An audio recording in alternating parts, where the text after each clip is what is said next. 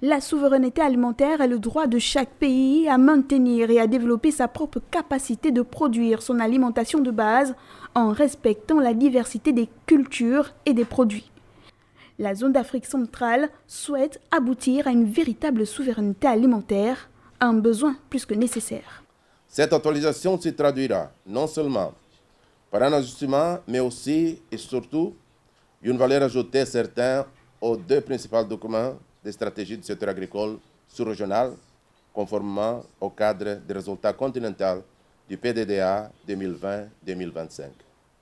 Elle permettra également à la CAC de répondre aux nouvelles préoccupations de développement du secteur agricole dans la région.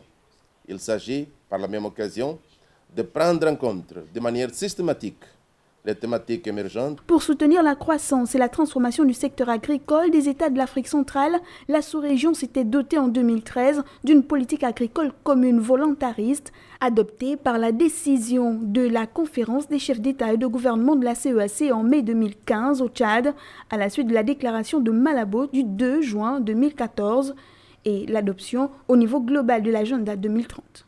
La mise en œuvre de cette politique n'a pas atteint les résultats escomptés. À l'origine, la faible mobilisation des ressources financières et l'insuffisant positionnement et leadership des gouvernements des États membres. Un bilan qui impose la réactualisation du projet. Suite à la dernière évaluation de la mise en œuvre du programme détaillé pour le développement de l'agriculture en Afrique pour l'Union africaine, il est clairement ressorti que la politique agricole commune de la CAC, ainsi que le programme régional d'investissement agricole, de sécurité alimentaire et nutritionnelle n'ont pas pu connu d'actualisation, alors que parallèlement, le contexte général en matière de développement agricole, rural et d'environnement a connu de nombreuses mutations et évolutions à ce jour, tant en Afrique centrale que dans le monde.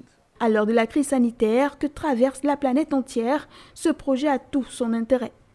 Il pourrait contribuer à la création des conditions pour la croissance agricole inclusive durable, la réduction de la pauvreté, la sécurité alimentaire et nutritionnelle et pourrait permettre d'atteindre la contribution des objectifs de développement durable des agendas 2030 des Nations Unies et 2063 de l'Union africaine dans l'espace CEAC.